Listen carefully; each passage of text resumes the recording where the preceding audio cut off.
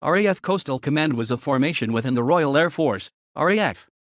It was founded in 1936, when the RAF was restructured into fighter, bomber, and coastal commands and played an important role during the Second World War.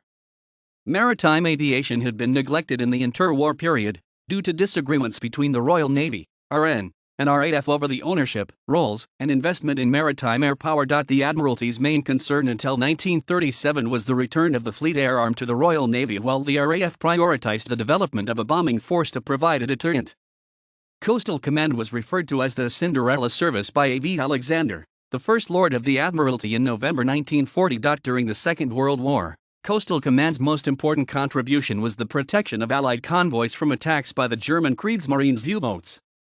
It also protected Allied shipping from aerial attacks by the Luftwaffe. The main operations of Coastal Command were defensive, defending supply lines in the Battle of the Atlantic, as well as the Mediterranean, Middle East, and African theaters.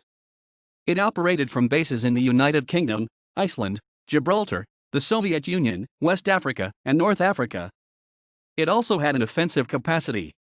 In the North Sea, Arctic, Mediterranean, and Baltic, strike wings attacked German shipping carrying war materials from Italy to North Africa and from Scandinavia to Germany.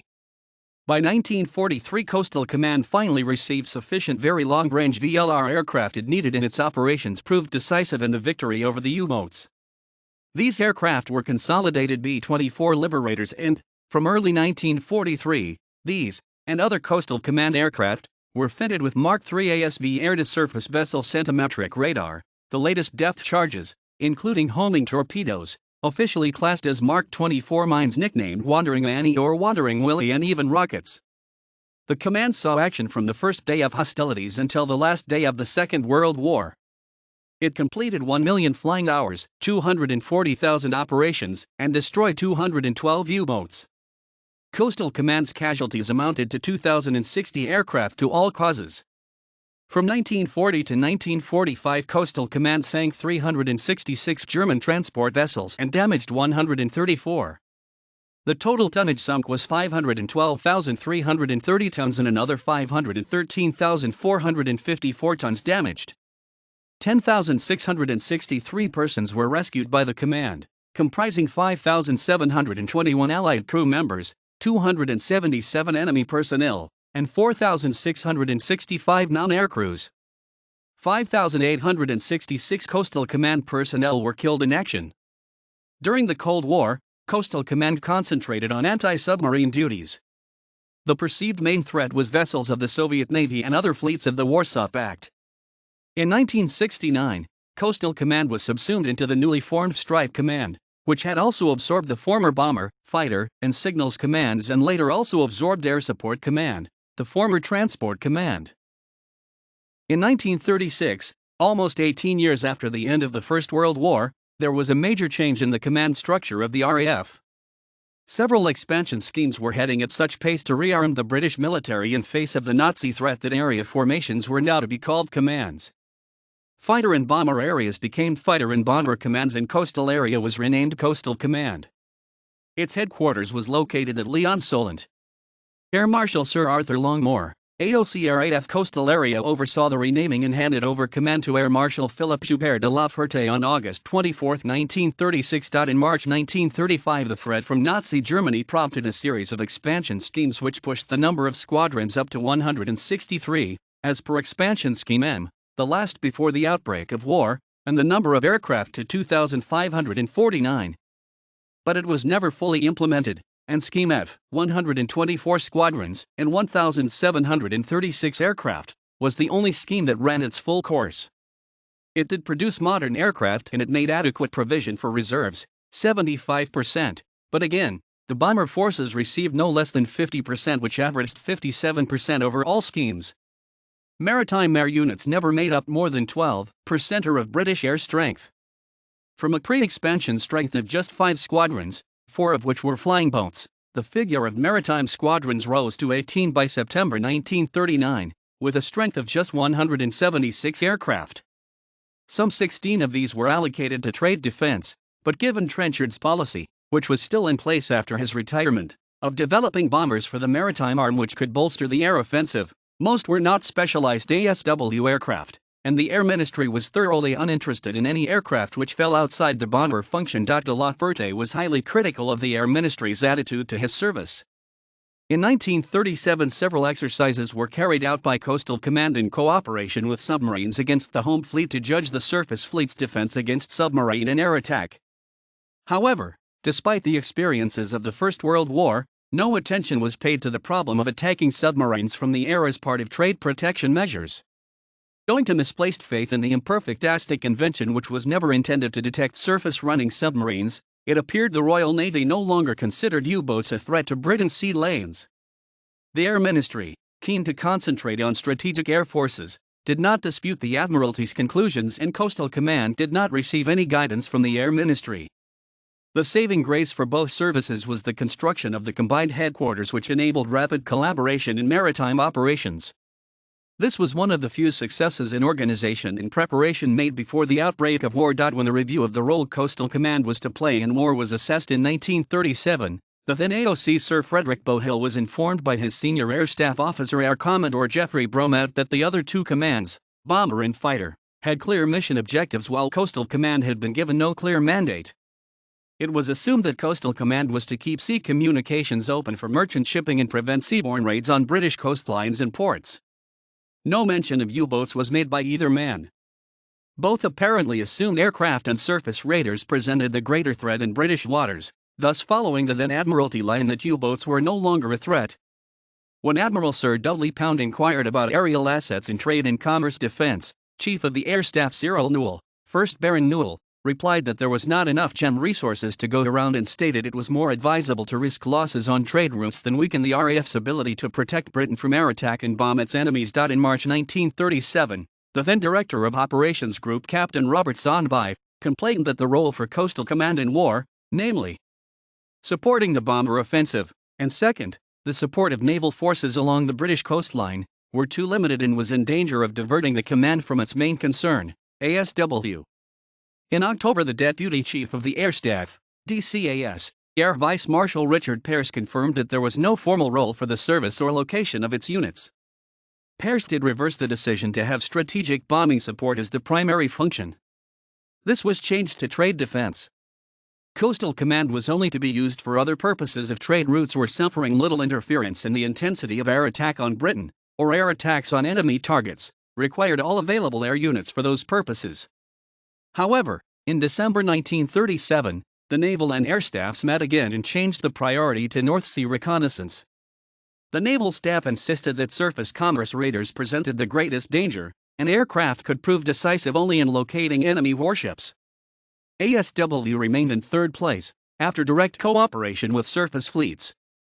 In December 1938, this was changed again, and ASW moved up to second priority. In August 1939, it was moved to first priority. When Coastal Command went to war, its first task was to cooperate with the Navy to prevent enemy vessels from escaping into the North Sea and Atlantic Oceans. Secondly, it was to provide ASW support where and when it could. These steps are significant as the language indicates a change from passive reconnaissance of enemy warships and submarines to an active directive which involved the attack of the vessels by Coastal Command aircraft. Since the late 1920s, the tension between the air and naval services had declined. It arose briefly again in 1937 when the question of the FAA operational control arose. On this occasion, the British government sided with the Admiralty. Despite a spirited defense of its asset, once the Minister for Coordination of Defense, Sir Thomas Inskip, had decided to transfer the arm, the Air Ministry was content to let the matter rest. Any threat to the Air Ministry's existence had long since passed, budgetary constraint, and the reluctance to engage in another battle which would waste resources were also factors in the Air Ministry's decision not to contest the issue further. However, inter-service squabbling assured maritime aviation stagnation, especially in shore-based elements. Virtually no cooperation existed in the area of research and development. In the case of Coastal Command, it continued to come third in the Air Ministry's list of priorities, after fighter and bomber commands, well into the late 1930s. From its formation in 1936, Coastal Command did not receive the support it required to be an effective naval air service. In September 1939, Nazi Germany invaded Poland, beginning the war in Europe. The command's position was comfortable for the first 9 months of the war, the period known as the Phony War. German submarines were not able to reach the Atlantic unless they undertook a dangerous transit journey through the North Sea and around Britain's northern waters or through the English Channel, which was guarded by the Royal and French navies. The powerful French Navy was responsible for covering half of the Atlantic shipping routes and thus contributed half of the Allied forces available. The events of April to June 1940 overturned the balance of naval and air power, as the Germans conquered Denmark, Norway, the Netherlands, Belgium, and France. The occupation of these countries permitted the Luftwaffe and Kriegsmarine to operate from French ports on the Atlantic coast, hundreds of miles closer to the Atlantic shipping lanes. German medium bombers could also reach British ports on the westernmost and northernmost coasts. The advantage enjoyed by the Germans allowed them to interdict merchant shipping supplying food and war materials to Britain much more effectively, which had the potential to starve Britain. While merchant shipping was suffering these losses, Coastal Command had proven ineffective at countering German air and sea attacks on shipping. But the command could not protect English Channel convoys and was forced to abandon operations until July 1940. RAF Fighter Command was given the task, supplying air attack and defense with the enemy. Warning signs after the First World War, that U-boats could become a serious threat once again, meant that aircraft would be the best counter to their operations. This fact not being fully understood, Coastal Command became the Cinderella service until about 1943. The situation would not improve until 1942. Coastal Command did operate with effect alongside RAF Bomber Command in disrupting enemy shipping during the Battle of Britain in 1940. Coastal Command attacked shipping in mined waters around invasion ports. The German invasion of Britain in 1940, Operation Sea Lion, was eventually cancelled owing to the German defeat in the Battle of Britain. During the first 3 years of the Second World War, Coastal Command and the Admiralty fought a battle with the RAF and Air Ministry over the primacy of trade defense in relation to the bomber effort against mainland Germany, a strategic tussle which conceivably could have cost the Western Alliance the Battle of the Atlantic. The Air Staff and Bomber Command enjoyed the backing of Churchill, and the maritime air effort struggled to receive the recognition it needed. On the outbreak of war, the order of battle listed just 298 aircraft, of which only 171 were operational. On February 15, 1941, Coastal Command was placed under the operational control of the Admiralty. Instrumental in improving the strike rate against submarines was scientific advisor and assistant director of research E.J. Williams, who applied scientific analysis to the logistical problems to great effect. Williams was present at some meetings of the Cabinet Anti-U-Boat Committee at 10 Downing Street under the chairmanship of the Prime Minister. Owing to the starvation of resources, even as late as March 1943, the Atlantic supply lines were being threatened. This situation arose as a direct result of the lack of very long-range aircraft. Despite the enormous losses of the disastrous 1940 to 1942 period, known to the Germans as the First and Second Happy Time, the Air Ministry refused to invest in trade defense. Further delays in resource procurement might have led to German success, which could have defeated Britain and forced it out of the war, or at least caused a postponement of Operation Torch, the Allied landings in French Northwest Africa in 1942, and Operation Overlord, the landing in France, in 1944. Other research indicates that losses unquestionably affected the build-up for Operation Neptune, the naval phase of the landings in Europe. Eventually the command was given the investment it needed. Radar and long-range aircraft enabled the command to hunt and destroy U-boats with growing efficiency. German submarines had been sinking a large number of Allied ships in the Atlantic Gap, which was a stretch of water in the central Atlantic beyond the range of most Allied aircraft. The covering of the gap by very long-range aircraft equipped with radar helped reduce the effectiveness of U-boats. In May 1943 the campaign reached a peak, when a large number of U-boats were sunk with little loss to Allied shipping. Coastal Command had gained the initiative, and it was known by the Germans as Black May. Thereafter the suppression of German submarines was effective in the Atlantic and in their transit routes through the Bay of Biscay in 1942, 1943, and 1944. In June 1944 the Normandy landings and subsequent Operation Overlord liberated France and cost the Germans their air and submarine bases won in 1940.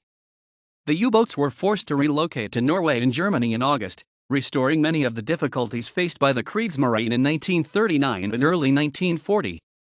The entire strategic position, which had been the foundation of the U-boat war since June 1940, had been undermined. In the last 3 years of the war, Coastal Command sank more U-boats than any other service and continued to hold the technological advantage from 1943. A brief threat, in the shape of the German Type XXI submarine, emerged but was too late to alter the course of the war. Technological answers to the Type XXI were available in the form of 3-centimeter radar and magnetic anomaly detectors in aircraft. At midnight June 4, 1945, official wartime operations ceased. The last mission was flown by Wing Commander J. Barrett DFC, commanding officer of No. 201 Squadron RAF. By the time over 2,000 decorations had been awarded. These included 4 Victoria Crosses, of whom only 1 survived the war, 17 George Medals, and 82 Distinguished Service Orders. The capitulation of Germany in May 1945 was followed by a rapid rundown of Coastal Command, with the immediate disbandment of combat units and the transfer of aircraft to the RAF Transport Command. Commonwealth personnel were also sent home, and the powerful Bristol Beaufighter and de Havilland Mosquito wings were reduced. The command still maintained strong air sea rescue ASR and reconnaissance forces, but its ASW was lopsided. With a few exceptions, only a handful of squadrons with ASW aircraft remained by January 1946. While the command retained a minimum peacetime force and the Air Ministry had every intention of maintaining it as such, the fleet was further reduced and suffered from procurement problems. The Short Shetland and Short Seaford were rejected as replacements for the consolidated B-24 Liberator. A maritime version of the promising Avro Lincoln had yet to be ordered by the time the Lend-Lease program ended in August 1945. The Short Sunderland was forced to continue as the main operational type until the end of 1946. Most of the aircraft that operated in the command were the Second World War types. The Spitfire, Lancaster, Mosquito, and Beaufighter. The command was kept busy in the late 1940s. Units were sent to the Middle East and Palestine as part of an air policing policy, in cooperation with the Israeli Air Force and Egyptian Air Force, to prevent conflict between the two countries owing to the formation of the State of Israel in 1948. While there, they undertook a major operation, Operation Bobcat, to prevent illegal Jewish migrants coming into Palestine. In May 1948, the variety of aircraft was reduced despite increasing demand for operations. In May, Palestinians began attacking British military installations throughout the region. In the largest British post-war action, Operation Dawn, 13 to May 14, 1948, was launched with the support of Coastal Command. On June 28, 1948, Coastal Command was also involved in the Berlin airlift. The Soviet Union attempted to cut off all aid to the city, which was jointly occupied by the 4 major powers, the Soviets in the east, and the Americans, French and British in the west. The joint American-British operation continued for almost a year. Coastal Command aircraft were involved as flying boats were the only aircraft with internal anti-corrosion treatment allowing bulk salt to be transported. The command's operations grew in intensity. By July 13, daily sorties had risen to 16. By October, it was 214 sorties. Other RAF commands were also flying in supplies. The flying boats made their flight in using the Elbe River, but these operations came to a close on December 14, 1948, when the hazard from uncharted sandbanks and wreckage, which, in some cases, had been deliberately placed there by the Soviets to prevent the Western Allies from supplying the city, made operations impractical. Over 1,000 sorties had been made, and 4,500 tons of supplies were flown in, and 1,113 people, mainly children, evacuated.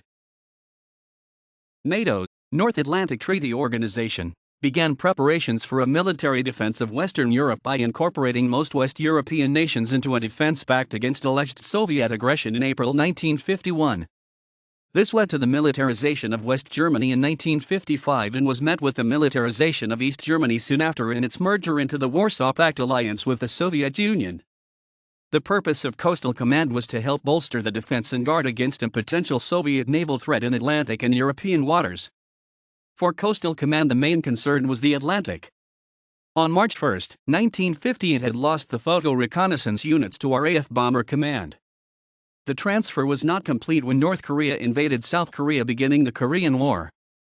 Handley Page Hastings were hastily modified and ready for operations but were not sent, owing to the need for ASW aircraft in the eastern Atlantic. The Avro Shackleton was the main operational aircraft in the 1950s, replacing the wartime Liberator GRs, along with the Neptune Mr.1S. At the end of August 1951, No. 201 Squadron RAF became the first unit to complete training on the type. In mid-1953, Coastal Command's order of battle consisted of 8 Shackleton squadrons, 1 at Gibraltar, 4 covering the southwestern approaches in the Atlantic, and 3 more covering the northwestern approaches. This force numbered 64 aircraft. A further 4 Sunderland squadrons totaling 20 aircraft were split between the northwestern and southwestern approaches. The Neptunes, numbering 32 aircraft and 4 squadrons, covered the northeastern and eastern approaches. The helicopter also joined Coastal Command. Bristol's Sycamores entered service in 1953 and 16 aircraft were dispersed in Britain for ASW. In March, the Avro Lancaster was finally phased out of Coastal Command service. The command was too expensive to maintain and cost cuts were made during the 1950s which caused a reduction in strength. By mid-1957 the command had been cut to 82 aircraft. By mid-1958 it had shrunk to just 67. The Shackletons dominated the core of this force, numbering 54 aircraft. The Neptune was cut from the service altogether, beginning on August 31, 1956. There was little operational action for the command at this point. It airlifted British Army forces into Egypt during the Suez Crisis, which was its major action during this period. The lack of funds in any active conventional military role saw the command struggle to keep its frontline strength high. There was a brief alert in October 1962, during the Cuban Missile Crisis, when all 6 squadrons it then possessed were put on high alert, but nothing came of the crisis. Although the Shackleton squadrons at RAF Ballykelly were sent to Makrat-Hanish, as it was known that Ballykelly was on the Soviet IRBM target list. In the early 1960s, the Soviet Navy and Communist bloc's fishing fleets began operating around the British Isles in increasing numbers.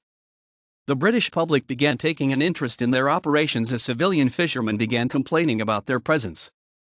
Operation Chasewater began, in which Coastal Command began monitoring their movements, in particular other vessels that loitered in areas covering the arrival and departure routes for Royal Navy nuclear submarine forces.